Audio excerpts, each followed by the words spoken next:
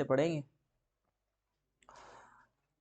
तो जब 20 से पढ़ते हैं तो बखूबी इस प्रकार की समस्या आती है कि जो हमें रियल प्रैक्टिकल बेस्ड नॉलेज मिलना चाहिए वो कहीं ना कहीं नहीं मिल पाता है और उसका बखूबी अभाव होता है ना।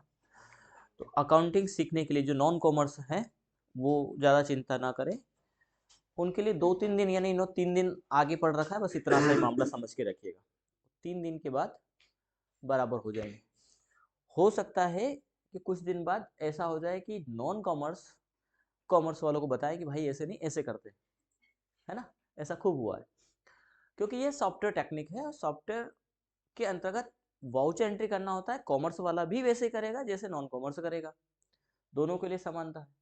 बस उस तरीके को हमें समझना है। कॉमर्स में सिर्फ हमें ये बेनिफिट मिलता है कि हम डेबिट क्रेडिट अच्छे से सीख जाते हैं, या अच्छे से आता है, सॉरी सीख जाते तो हम बाद में सीखेंगे, नॉन कॉमर्स से भी बखूबी सीखेंगे, लेकिन कॉमर्स वालों को पहले से आता रहता है।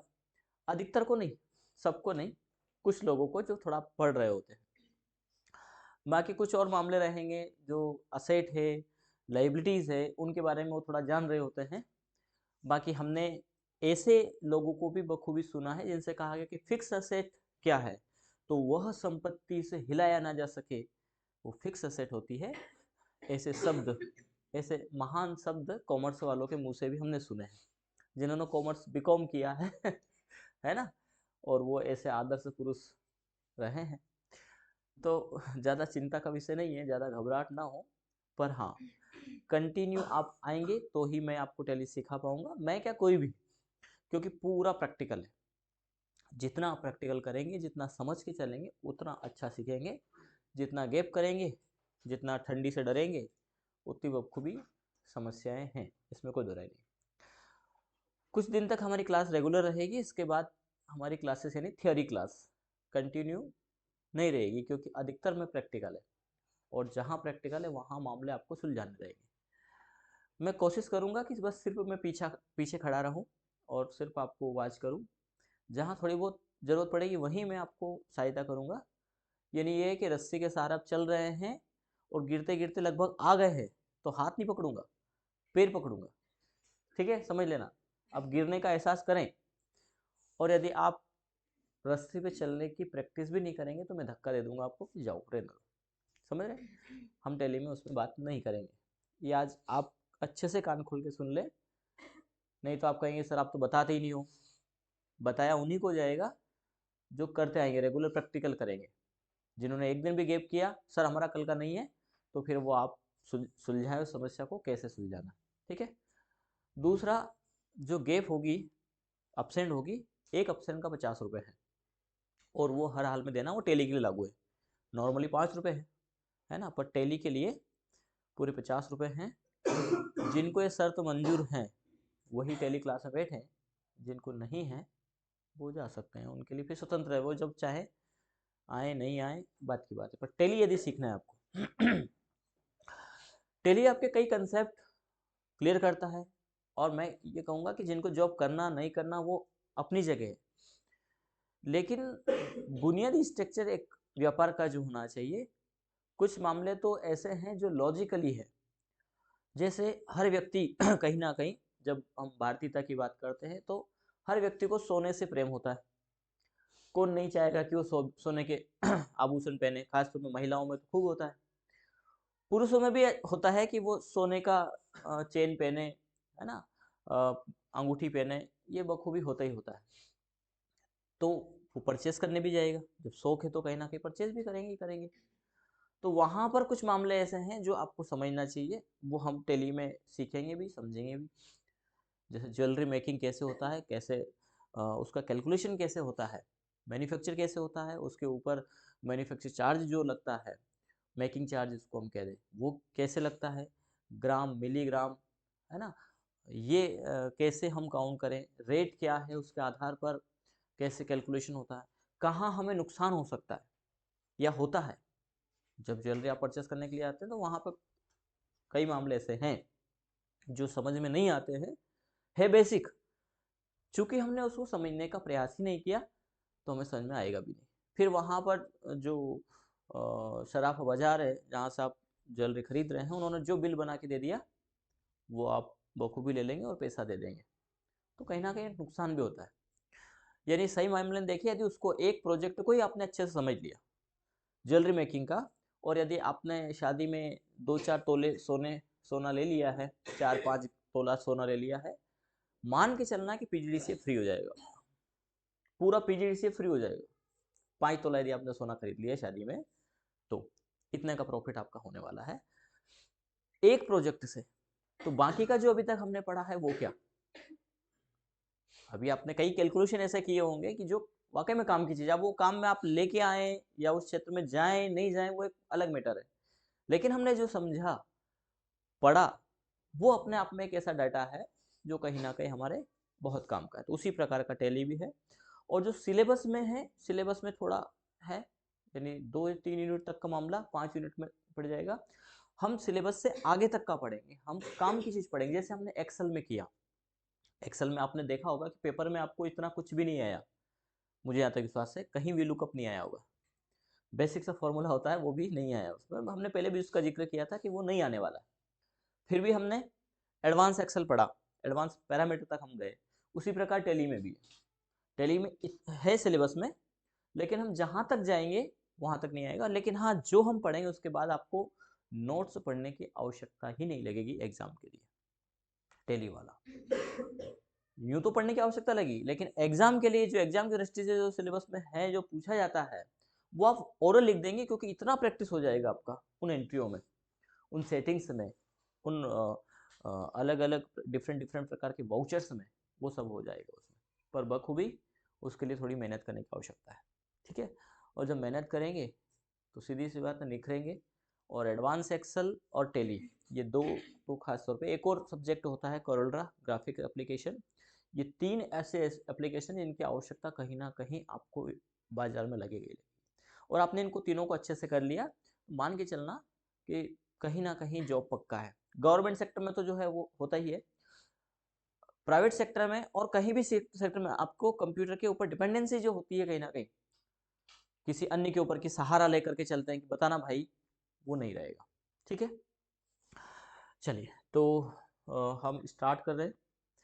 सबसे पहले हम जो स्टार्ट करते हैं टैली को, वो करते हैं बैलेंस शीट से।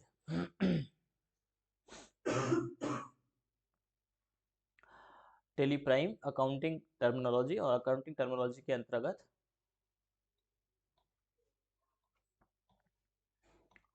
लेखांकन का वर्गीकरण दिया गया है। सबसे पहले लेखांकन की यदि हम बात करें, तो जो एक व्यापार के अंतर्गत जो व्यवहार होते हैं, और ये हर व्यापार में कहीं ना कहीं है ही, मूल स्थिति है, मूल स्ट्रक्चर ही व्यवहार है व्यापार के अंतर्गत।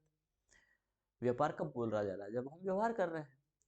तो उन व्यवहारों को एक सही तरीके से लिखना, सूचीबद्ध करना, एक अच्छे व्यापार की पहचान होती है।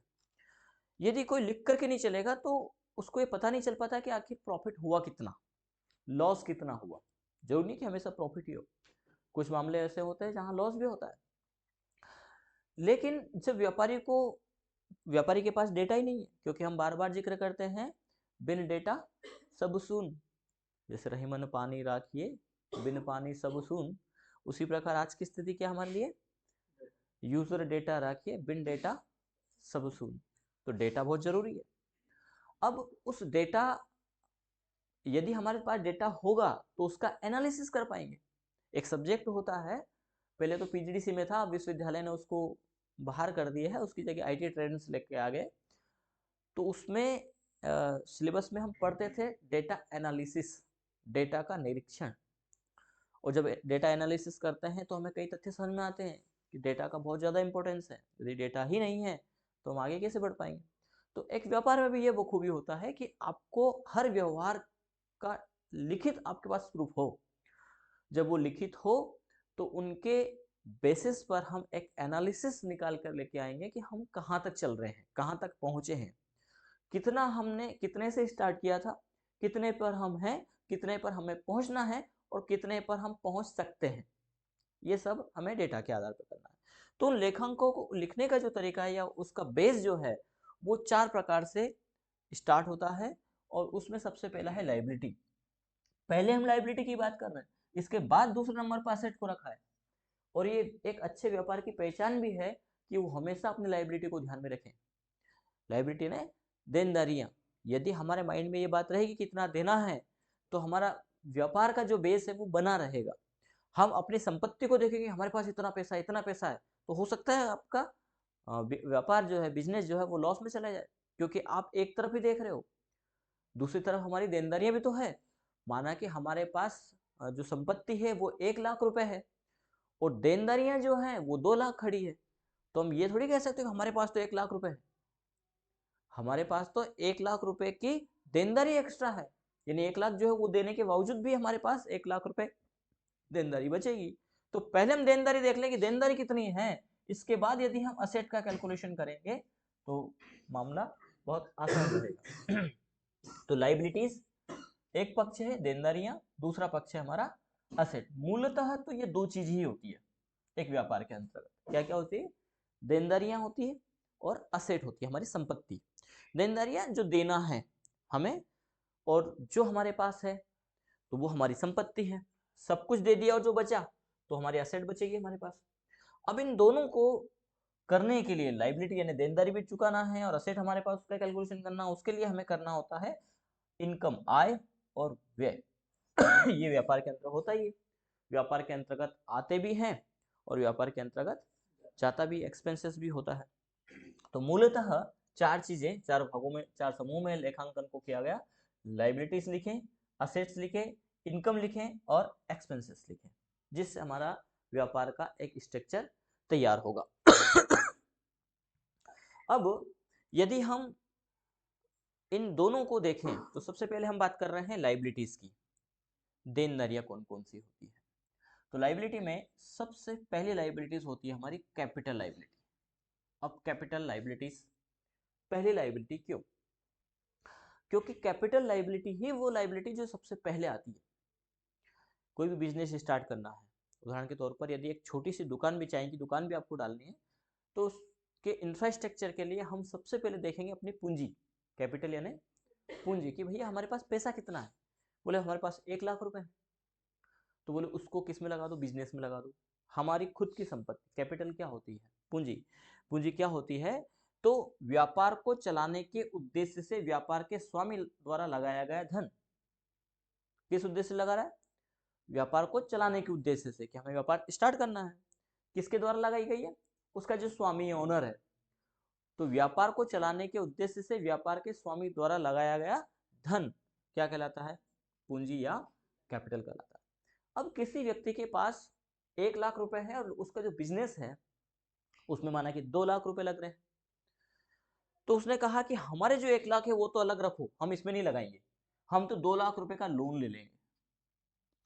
तो आपने देखा ऐसा कभी कोई नहीं करता कि अपनी पूंजी तो रख ली, उसको नहीं लगाए बोले, और हम लोन ले लें। हम क्या करेंगे? हर व्यक्ति ये चाहता है, क्योंकि लोन लेंगे तो सीधी सी बात है कहीं ना कहीं उसका इंटरेस्ट भी हमें देना पड़ेगा। तो हर व्यक्ति ये चाहता है कि हमारी पूंजी लगा दो पहले, तो इसके बाद यदि जरूरत लगे तो लोन लेंगे। तो सबसे पहले जो खड़ी है वो क्या? तो हम कहेंगे हमारी पूंजी खड़ी है, हमारा कैपिटल खड़ा है। तो कैपिटल देनदारी में क्यों? वो तो हमारा ही है ना, फिर हम देंगे किसको? तो असल में यहाँ पर दो अलग अलग चीजें हैं। एक होता है व्यापार और दूसरा होता है व्यापार का स्वामी। तो व्यापार के स्वामी ने व्यापार को पैसा दिया कि भाई, जो भी हमारा व्यापार है उसको बोल रहे हैं भाई हम आपको पैसे दे रहे हैं या आपको पैसे लगा रहे हैं, क्योंकि वो ऐसे देखा जाए तो कोई व्यक्ति, जीवात्मा तो है नहीं, लेकिन हम ये मान के चल रहे हैं कि भाई हमने आपको पैसा दिया है। और बिजनेस से डेली धोख दे के हम कहते हैं भाई इनकम देना। हर व्यक्ति दुकान को, बिजनेस को धोख देता है ना, आना, आर्थिक स्थिति सुदृढ़ करना हमारी। तो हमने वो पैसा दिया है व्यापार को, तो उसका काम क्या है कि वो वापस एग्जिट भी करे। यदि आपको किसी व्यापार में, यानी आपने माना कि 1 लाख रुपए बिजनेस में लगाए, ठीक है, अब इस 1 लाख के बाद आप यदि क्लोजिंग यानी 10 माह बाद ये देखते हैं कि आपके पास 1 लाख रुपए केस में है, तो क्या आप प्रॉफिट में है? क्योंकि ये केस में आपके पास रखा है, लेकिन आपको 1 लाख रुपए देने भी तो हैं। बोले तो हमें तो था, हमारा फायदा हो गया। नहीं, ये तो आपने लगाया था, ये तो ऑलरेडी था आपके पास। ये एग्जिट कर दें, इसके बाद कुछ बचा यदि उसके बाद 5,000 भी बचा है तो वो आपका प्रॉफिट है, ठीक है ना। तो सबसे पहली देनदारी हम किसको लेकर के चलेंगे, पूंजी को, कैपिटल को, क्योंकि ये जरूरी नहीं है कि कोई व्यक्ति लोन ले, यदि उसके पास पूंजी है तो वो पूंजी लगा करके व्यापार स्टार्ट कर लेगा। तो पहली लाइबिलिटी ध्यान रखिएगा, कैपिटल लाइबिलिटी, क्योंकि सबसे पहले हमने कैपिटल को लगाया है। हालांकि ये सभी मामलों में नहीं होता है, कुछ मामले ऐसे भी हैं जहाँ पार्टनरशिप के हैं। पार्टनरशिप में ये हो सकता है कि एक व्यक्ति के पास 1,00,000 रुपए हैं, एक और व्यक्ति है उसको भी 1,00,000 लगा करके 2,00,000 से बिजनेस स्टार्ट करना है, लेकिन इसने कह दिया कि भाई मेरे पास तो पैसे है ही नहीं, या इसको पहले वाले को ए को पता है कि बी के पास पैसा है ही नहीं, तो इन्होंने दोनों ने प्लानिंग की भाई तू भी मत लगा पैसे, हम तो एक काम करते हैं लोन लेके स्टार्ट करते हैं बिजनेस। ऐसा हो सकता है, उन्होंने कोई प्लानिंग की, किसी बेसिस पर, किसी बिहेव पर लोन लिया, तो उनकी कैपिटल खड़ी ही नहीं होगी। यदि नहीं लगाया तो सीधी सी बात है फिर कैपिटल लाइबिलिटी होगी ही नहीं। लगाओगे तो ही लाइबिलिटी आएगी, नहीं तो आप कहेंगे नहीं वो तो होती ही है। तो ऐसे लॉजिक में मत उलझना कि होती ही है, लगाएंगे तभी तो होगी ना। दूसरा होता है हमारी लॉयल लाइबिलिटी। 1,00,000 रुपए हमने कैपिटल लगा दिया, अब हमें 1,00,000 और चाहिए, तो हमने यहाँ पर लोन ले लिया। अब लोन के भी दो प्रकार है, एक होता है सिक्योर लोन और एक होता है अनसिक्योर। बता सकते हैं कॉमर्स वाले क्या होता है सिक्योर लोन और क्या होता है अनसिक्योर लोन? सिक्योर लोन में वो चीजें आती है जैसे कुछ चीज गिरवे रख के फिर वो लोन देते हैं, और सिक्योर लोन। वो सिक्योर, और अनसिक्योर? अनसिक्योर लोन में कुछ चीजें रखना नहीं पड़ता, जो सिविल के अकॉर्डिंग में लोन मिल जाता आप लोग क्या सही है? और कौन हाथ खड़े किए थे कॉमर्स वाले? अब नहीं, देखो कॉमर्स वाले दोनों हाथ नीचे बांध कर बैठे, बोले सो गलती से मत पता है ना। हाँ, सिक्योर लोन, क्योंकि ये क्वेश्चन इसलिए क्योंकि इन्होंने बता दिया, बाकी अधिकतर में अभी तक जब जब पूछा गया तो बोले सर बैंक से लिया जाने वाला लोन सिक्योर लोन है, और नॉन बैंक यानी बैंक के अलावा तो बोले वो अनसिक्योर है। तो ध्यान रखिएगा, ऐसा कतई नहीं है। एग्जाम्पल के तौर पर ठीक है, लेकिन ऐसा कतई नहीं है। सिक्योर लोन जिसके अगेंस्ट में कोई धन खड़ा है, कोई राशि खड़ी है, कोई वैल्यू खड़ी है, वो सिक्योर लोन है। अनसिक्योर जिसके आगे कुछ नहीं खड़ा है, जैसे मार्केट से आपने 2 रुपए 2% की दर से कोई पैसा लिया, इंटरेस्ट के ऊपर लिया है, सामने वाले ने आपको दिया लेकिन उसके अगेंस्ट उसने कुछ भी नहीं लिया आपसे, बोले ले जाओ, क्या है, बोले विश्वास है और वो है ऊपर वाला। तो वहां पर ना विश्वास आया ना ऊपर वाला आया, तो वो फिर वहाँ डंडा लेके आता है, लठ लेके आता है, फिर वहां झगड़े करने जाता है। जब उसने कोर्ट में केस कर दिया कि साहब ये मारने की धमकी दे रहा है मुझे, तो कोर्ट ने कहा कि भाई तुमने पैसा दिया था, बोले हाँ, तो बोले उसका प्रूफ दिखाओ। इनको जब दिया था, आपके पास क्या इस प्रकार का बिजनेस करने का लाइसेंस है, आपने कोई इसके अगेंस्ट कुछ राशि ली थी, बोले नहीं ली थी, तो बोले ये पैसा छोड़ दो। यानी उसके अगेंस्ट में आपके ऊपर ही केस हो जाएगा, बल्कि जिसने पैसा दिया है वो नहीं कर सकता, क्योंकि कोई सिक्योरिटी के तौर पर कोई एविडेंस भी नहीं है। यदि आप रजिस्टर व्यक्ति हैं और आप इस प्रकार का बिजनेस करते हैं, ऐसा भी होता है, इसका लाइसेंस बनता है, लाइसेंस लेकर के आपने बिजनेस स्टार्ट किया जिसमें आप पैसा इंटरेस्ट पर देने का ही काम करते हैं और सामने वाले को दिया है, और उससे आपने कोई डॉक्यूमेंट कंप्लीट करवाए हैं।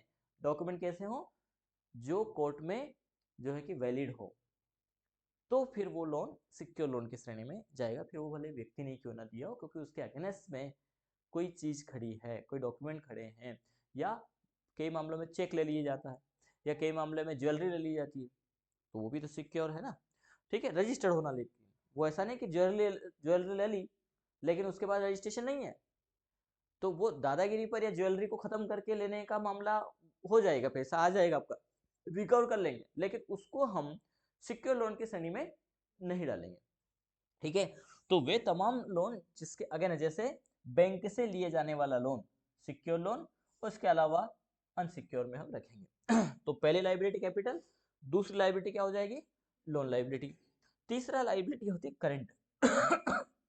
ये जो लाइबिलिटी है ये एक पर्टिकुलर टाइम, जैसे लोन है तो जैसे 5 साल के लिए लिया है तो उतने समय में ये देना है। कैपिटल है तो कैपिटल वाला मामला तो ऐसा हो कि घर का पैसा है तो आज तक दिए ही नहीं गया, पिताजी से पैसे ले लिए कि साहब मुझे जो है कि बिजनेस चलाना है। पिताजी ने कहा कि मैं तेरे को पैसे दे देता हूँ, लेकिन ध्यान रखना ये पैसे लौटाना पड़ेगा। बोले हाँ हाँ हाँ बिल्कुल लौटाऊंगा। 1 साल हुआ, बोले क्या, बोले पापा अभी तो थोड़ा मामला ऐसे ही है, पर हाँ लौटाऊंगा। दूसरे साल, तीसरे साल, पिताजी को लगने लगा कि ठीक है भाई, बिजनेस चला रहा है, अपने पैर पे खड़ा हो गया है, बात रफा दफा करो। लेकिन इसका मतलब ये नहीं कि बिजनेस में वो पैसा रफा दफा हो जाएगा, वो पैसा हमेशा खड़ा रहता है। कैपिटल के रूप में हर साल उसको चढ़ा देते हैं कि इतना कैपिटल है, वो चढ़ा देगा। जब तक आप नहीं देंगे, जब तक एग्जिट नहीं करेंगे, तब तक चढ़ा रहेगा। हाँ, आपने कोई बिजनेस के अगेंस्ट कोई पैसा ऐसा जो आपने पर्सनल यूज कर लिया, तो ये फिर उसमें कम होता जाएगा। जैसे आप दुकान चला रहे हैं और दीपावली पे आप अपने लिए कपड़े लेके आ गए, बोले कहाँ से लिया, तो बोले हमने गले में से निकाल लिए थे 2000 रुपये। तो जो 2000 है वो पर्सनल यूज में चला गया। तो अब आपकी जो लाइबिलिटीज है वो 1 लाख रुपए नहीं रह गई है, अब वो अंठानवे हजार है। यदि आप पर्सनल यूज के लिए पैसा निकाल लेते हैं तो वो कहाँ चला जाएगा, आपकी कैपिटल को कम कर देगा, ध्यान रखना। चलिए तो इन इन लाइबिलिटीज के अलावा हमारी वित्तीय वर्ष की लाइबिलिटीज होती है। और वित्तीय वर्ष कब से स्टार्ट होता है, 1/4 से। जैसे अभी 23 है तो 24 हो गया अब तो, है ना। 1/4 से 31, ये हमारा क्या है, वित्तीय वर्ष है। ठीक है, जैसे ईस्वी सन 1 जनवरी से स्टार्ट होकर 31 को खत्म हो जाता है। हमारा हिंदू विक्रम संवत जिसे कहते हैं, वो चैत्र से स्टार्ट होता है ना, प्रतिपदा चैत्र से। तो ऐसा ही यहाँ वित्तीय वर्ष की बात करें तो वो 1 अप्रैल से स्टार्ट होकर के 31 मार्च को क्लोज हो जाता है। तो इस वित्तीय वर्ष में हमें कुछ देनदारियां कंप्लीट करना होती है। उनमें क्या क्या है, तो पहली देनदारी है सन्डी क्रेडिटर्स। सन्डी क्रेडिटर कौन, जहां से हम माल खरीदते हैं, जिस व्यक्ति से माल खरीदते हैं वो हमारा लेनदार है। क्रेडिटर यानी लेनदार। दो चीज होती है व्यापार के अंदर, डेटर्स और क्रेडिटर्स। क्रेडिटर्स वो व्यक्ति जो हमसे पैसा लेगा, किसके बदले, माल के बदले। जहां से हमने माल खरीदा तो उस माल का पैसा देना होगा। तो व्यापार में क्या होता है कि लेन देन चलती रहती है। आपने 1 लाख रुपए का माल खरीद लिया, सामने वाले को 50,000 दे दी, तो 50,000 दे दिए, 50,000 नहीं देना, 50,000 देना है। तो वो लगभग माना जाता है कि एक वित्तीय वर्ष में कंप्लीट कर लिए जाए। और हर व्यापार में आप देखते हैं, अरे भैया इस समय जैसे मार्च के एंडिंग में बोलता क्लोजिंग चल रहा है यार, अभी तो नहीं मिल पाएगा, अभी तो नहीं मिल पाएगा। उधार की जब बात आती है तो वो एंडिंग समय में नहीं देते, बल्कि फोन लगाते हैं, भाई क्लोजिंग क्लोजिंग क्लोजिंग, क्योंकि पैसा दो, हमें भी देना सामने वाले को। उससे क्या होगा, उससे व्यापार सुचारू रूप से व्यवस्थित तरीके से चलता रहेगा। हालांकि ऐसा कई मामलों में नहीं भी होता है, जरूरी नहीं है कि 1 लाख रुपए आपको देना है तो आप दो ही, नहीं दोगे तो अगले लेखांकन में उसको फिर से डालना पड़ेगा। तो करंट लाइबिलिटी में पहली लाइबिलिटी हमारी है सन्डी क्रेडिटर। दूसरा है एक्सपेंसेस पेएबल। एक्सपेंसेस पेएबल क्या है, तो व्यापार के अंतर्गत कई खर्चे भी होते हैं। उन खर्चों में सैलरी हो गया, मकान किराया हो गया, ये क्या है हमारे एक्सपेंसेस। तो हो सकता है कि हमें इस महीने का जो एंडिंग है, मार्च है, या हो सकता है कि 3 महीने का आपने किराया नहीं, या कई कई मामलों में तो होता है कि साल भर का किराया नहीं देते हैं, सैलरी नहीं दी है। तो वे तमाम खर्चे जो पेंडिंग है, जो दे दिए हैं वो तो खत्म हो जाएंगे, जो खड़े हैं वो हमारी लाइबिलिटी में दिखाएगा, शो होगा, तो उसको बोलेंगे हम एक्सपेंसेस पेएबल। इसके अलावा आता है ड्यूटीज एंड टैक्स। P&L की बाद में करेंगे। किसकी बात आ रही है, ड्यूटीज एंड टैक्स। क्यों, गवर्नमेंट को दिया जाता है, टैक्स देते हैं, सभी ने सुना होगा GST। हाँ, GST के अंतर्गत आता है CGST, SGST और IGST। तो हम ये गवर्नमेंट को क्यों देते हैं, टैक्स क्यों दिया जाता है गवर्नमेंट,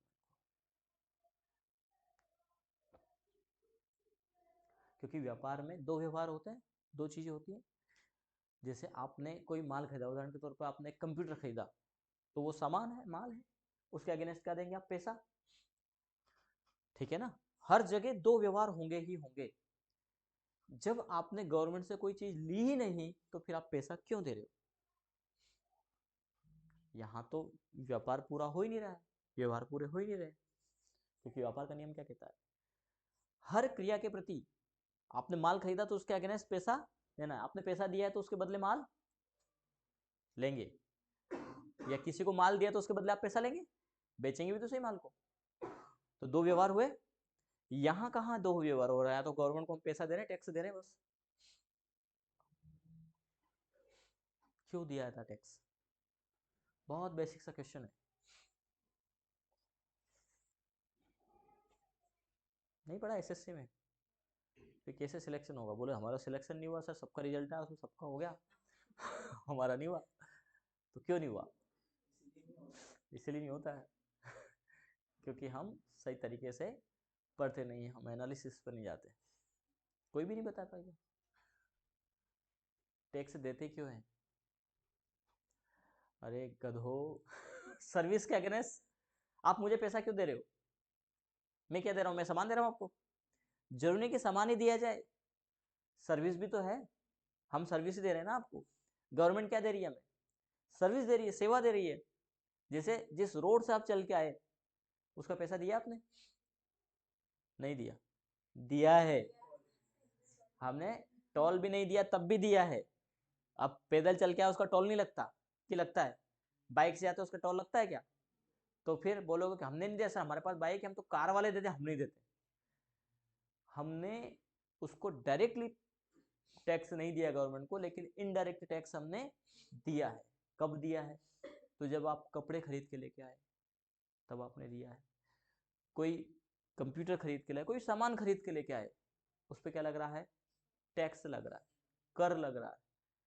और वो पैसा कहाँ जाता है? गवर्नमेंट के पास जाता है। तो गवर्नमेंट कई प्रकार की सर्विस देती है। जैसे हम मकान कर भी तो देते हैं। हम बोले सर हमारा हम तो नहीं देते, वो तो चलता रहता है। तो गलत फहमी है, ध्यान रखना, टाइम से दे देना, नहीं तो उसका भी फिर पेनल्टी लगती है, ब्याज भी लगता है। मकान कर हो गया, जल कर हो गया, है ना, भूमि कर हो गया। बिजनेस पे भी हमें कर देना होता है, और बिजनेस में तो देना ही होता है जो हम व्यवहार कर रहे हैं उसके ऊपर। ठीक है। तो ये टैक्स दिया क्यों जा रहा है? सर्विस के अगेंस्ट। ये तमाम सर्विसें लेते हैं, उसके अगेंस्ट हम गवर्नमेंट को पैसा दे रहे हैं। कितना दे रहे हैं? तो अलग अलग रेशियो है आइटम के ऊपर, है ना। इसी प्रकार हमारी इनकम के ऊपर भी टैक्स लगता है। क्या है इनकम टैक्स का स्लैब? शायद ही पता हो। इनकम टैक्स देते हैं 5 लाख के ऊपर पे 10%, 20%। हाँ, 5 लाख तक। ऐसे देखा जाए तो सही मामले में 7 लाख कर दिया है। 5 लाख तक तो आपको जीरो है। फिर कुछ मामले हैं पर 5 लाख तक आपको कोई टैक्स नहीं देना है। यदि आपकी कब 5 लाख कौन सा? एक वित्तीय वर्ष में आपकी आय 5 लाख होती है तो उसके ऊपर टैक्स नहीं देना। बोले इतने खर्चे हैं, सीतारामन जी ने पिछली बार, हमारे वित्त मंत्री ने ये हमें छूट दी। पहले 2.5 लाख का था रेशो, ठीक है। उसमें भी मामला 5 लाख तक पहुंच जाता था एग्जाम्शन होते होते। लेकिन अब सीधे सीधे 5 लाख तक आपको कोई टैक्स नहीं देना है। यदि 5 लाख है तो आप चुपचाप रख लो, कोई टैक्स आपको नहीं देना है। बता भी दो गवर्नमेंट के, हाँ साहब 5 लाख हुई है। इसके ऊपर होता है तो फिर आपको उसका टैक्स देना हो तो ये सर्विस के अगेंस्ट हम टैक्स दे रहे हैं। आप क्या बता पाएंगे कि सबसे ज्यादा इंपॉर्टेंट कौन सी सर्विस है? पैसा तो हम टैक्स जो दे रहे हैं वो सर्विस का ही दे रहे हैं, लेकिन तमाम सर्विस में सबसे इंपॉर्टेंट सर्विस कौन सी है जो बहुत आवश्यक है, बहुत जरूरी है? हाँ, कौन सी सर्विस? शिक्षा सर्विस बहुत जरूरी है। और कोई? इनके हिसाब से मैंने नहीं बोला। और कोई? काई पे? आहार, आहरण अलग हो जाएगा कॉमर्स में। हाँ, आहार अलग हो जाएगा। खाने पे टैक्स लगता है? लगता है कुछ मामलों में, ठीक है। बहुत जरूरी है खाना, खाएंगे नहीं तो मर जाएंगे। और कोई? दोनों चीज उन्होंने ही बताई है। बाकी लोग, बाकी लोगों के लिए कोई कोई सर्विस जरूरी नहीं, तो सब फालतू की चीजें हैं। हम तो वैसे जी लेंगे जंगलों में रह करके। थोड़ा सोचा करो कहाँ, है ना। सबसे ज्यादा इंपॉर्टेंट है हमारी सिक्योरिटी, हमारी सुरक्षा। आप बिना पढ़े लिखे रह जाओगे चलेगा, जी तो लोगे। खाने पर हर जगह टैक्स नहीं लगता है। जो लग्जरी आप होटलों में, बड़ी होटलों में खाएंगे वहीं टैक्स लगता है। बाकी आपके, आप भोजन बनाते हैं खाते हैं, उस पर कोई टैक्स टैक्स नहीं है। हो सकता है कि कोई कल को कह दे भैया मैं तो फल फ्रूट ही खा करके जिंदा रह जाऊंगा, तो बोले ले जा भाई, कोई टैक्स नहीं लेंगे हम तुमसे, है ना। लेकिन इन सब में जो इम्पोर्टेंट है वो है आपकी सुरक्षा, उसमें चुप नहीं होना। नहीं तो अभी अभी यूक्रेन का मामला देख चुके हो आप लोग, वहां पर जो धनाढ़ लोग थे उन्होंने कहा कि भाई 1 करोड़ रुपए ले ले, पर मेरी बिल्डिंग को कुछ भी नहीं होना चाहिए, मेरी दुकान को कुछ भी नहीं, खरोच भी नहीं आना चाहिए। क्या संभव था? आपका पैसा कोई वैल्यू नहीं रखा था, वहां पे क्या वैल्यू रखा रहा है? आपके सोल्जर्स, आपकी सिक्योरिटी। तो हमारे सोल्जर्स जो हैं वो हमारे लिए बहुत ज़्यादा इंपॉर्टेंट है। यदि सुरक्षा ही नहीं है और आपका करोड़ अरबों रुपए का व्यापार है, छोड़ के गए कि नहीं गए, भाग गए, खत्म ही हो गया वहां का। इसराइल में ऐसा हुआ है, कई लोगों हुआ है ना। गाजा पट्टी में तो मामला खत्म ही कर दिया उन्होंने, बढ़िया बिल्डिंग करोड़ों अरबों रुपए की बनी हुई थी, सब हुआ ही है ना। अफगानिस्तान तो पूरा ही धराशायी हो गया, खत्म ही हो गया वो तो इम्पोर्टेंट क्या है? सबसे ज़्यादा इम्पोर्टेंट है सुरक्षा, और वो होना चाहिए, और सुरक्षा में कोई समझौता नहीं होना चाहिए। इस पर विशेष ध्यान देने की आवश्यकता है, खासतौर पे हम लोगों को, क्योंकि हम ही युवा पीढ़ी हैं, और हालांकि आपने वोट दिया है उसका शुक्रगुजार है सरकार, मैं नहीं, है ना। तो वो सोच समझ करके, क्योंकि इन सब में इम्पोर्टेंट क्या है, क्योंकि हमें बेसिक चीज़ नहीं मालूम होगा तो हम बातें कुछ भी कर लेंगे।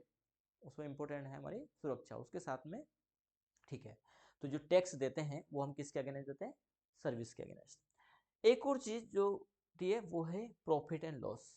व्यापार में हमें प्रॉफिट भी होता है और लॉस भी होता है। अब जब लॉस हुआ तो देना ही है, वो तो सीधी सी बात समझ में आई है कि व्यापार में लॉस हुआ तो उसकी भरपाई हम अगले वर्ष करेंगे या कैसे भी करेंगे, तो एक लाइबिलिटी है। जैसे आपने किसी से 10,000 रुपये का माल खरीदा और उसकी वैल्यू मार्केट में कम हो गई, वो 8,000 में बिका, 2,000 रुपये आपको देना है। आपका जो प्रॉफिट 2,000 हुआ था, हो सकता है उसमें से आप पूरा करें, कहीं और से आपको 2,000 का प्रॉफिट हुआ था, दूसरी जगह से आपको 2,000 का लॉस हो गया। तो जो प्रॉफिट हुआ तो 2,000 रुपये आपके पास रखे हैं, तो जहाँ लॉस हुआ उस मामले में हम लगाएंगे नहीं लगाएंगे, ठीक है कि नहीं। लेकिन जब प्रॉफिट हो, यहाँ पे दोनों चीज लिखी है, प्रॉफिट एंड लॉस, यानी लॉस हुआ तब तो देना ही है, लेकिन एक और बात दे रखी है, प्रॉफिट हुआ तब भी लाइबिलिटी में। प्रॉफिट एंड लॉस दोनों ही किस में रखा गया है? लाइबिलिटी में। तो क्या बता पाएंगे कि जब प्रॉफिट हुआ तो लाइबिलिटी में क्यों रखा गया? वो देंगे तो किसको देंगे? वो पैसा देना है आपको, किसको देना है? Capital account. कैपिटल तो 1 लाख रुपए देना ही है आपको। कैपिटल तो आपकी 1 लाख है, वो दिखाएगा ही दिखाएगा। इसके बाद यदि 2,000 रुपये आपको प्रॉफिट हुआ है तो भी दिखाएगा। ये टेली में प्रैक्टिकल करके बता दूंगा आपको। आप कहेंगे से ऐसा नहीं होगा, अंठन हो जा रहा है, नहीं, 2,000 रुपये दिखाएगा। तो जो प्रॉफिट हुआ है वो हम किसे देंगे? कॉमर्स वाले। व्यापार में तो हुआ है, और आगे बढ़ाने के लिए वो बात अलग हो गई, आगे बढ़ाने के लिए देना तो है ना वो, टैक्स तो पहले दे दिया, अलग है वो तो बात। आपका 2,000 रुपये प्रॉफिट हुआ है और वो दिखा रहा है प्रॉफिट हुआ है आपका 2,000, पर वो दिखा के दे रहा है लाइबिलिटी में दिखा रहा है। तो लाइबिलिटी में क्यों दिखा रहा है, किसको देना है ये?